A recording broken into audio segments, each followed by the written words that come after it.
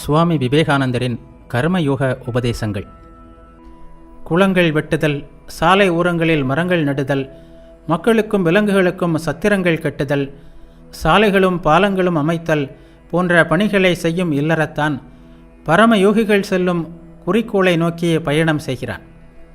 இல்லறத்தார்களின் இந்த கடமைகள் கர்மயோக கோட்பாட்டின் ஒரு பகுதியாகும். சொந்த நாட்டிற்காகவோ மதத்திற்காகவோ போரிட்டு மரணம் அடைபவன் தியானத்தின் மூலம் ஒரு யோகி செல்கின்ற அதே இடத்திற்கு செல்கிறான். ஒருவனுக்கு கடமையாக அமைவது மற்றொருவனுக்கும் அவ்வாறே அமைய வேண்டும் என்பதில்லை. அதே வேளையில் ஒரு கடமை மனிதனை தாழ செய்கிறது என்றோ மற்றொன்று உயர்வை தரும் என்றோ கூறவில்லை. ஒவ்வொரு கடமைக்கும் தனக்கென்று ஓர் இடம் உள்ளது. எந்த சூழ்நிலையில் நாம் வைக்கப்பட்டிருக்கிறோமோ அந்த சூழ்நிலைக்கு ஏற்ப அமைந்துள்ள கடமைகளை நாம் செய்ய வேண்டும்.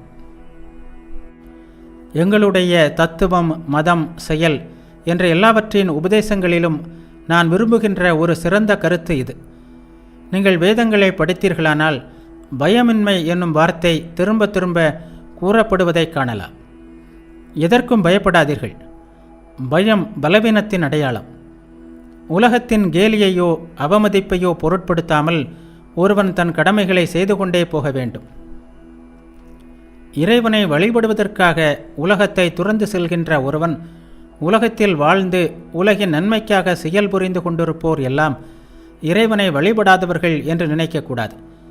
அதுபோலவே குடும்பத்தில் மனைவி மக்களோடு வாழும் இல்லறத்தான் உலகை துறந்து வாழும் துறவியரை பயனற்ற நாடோடிகள் என்று கருதக்கூடாது. அவரவர் இடத்தில் ஒவ்வொருவரும் பெரியவரே.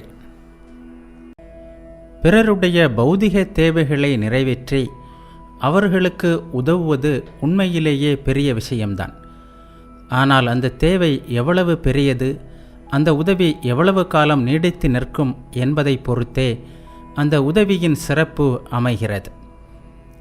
ஒருவனது தேவைகளை 1 மணி நேரத்திற்கு பூர்த்தி செய்வது அவனுக்கு ஓர் உதவிதான். 1 வருடத்திற்கு பூர்த்தி செய்தோமானால் அது அதைவிட பெரிய உதவி. அவனது தேவைகளை என்றென்றைக்குமாக நாம் பூர்த்தி செய்ய முடியுமானால் அதுவே அவனுக்கு செய்யக்கூடிய மகத்தான உதவி.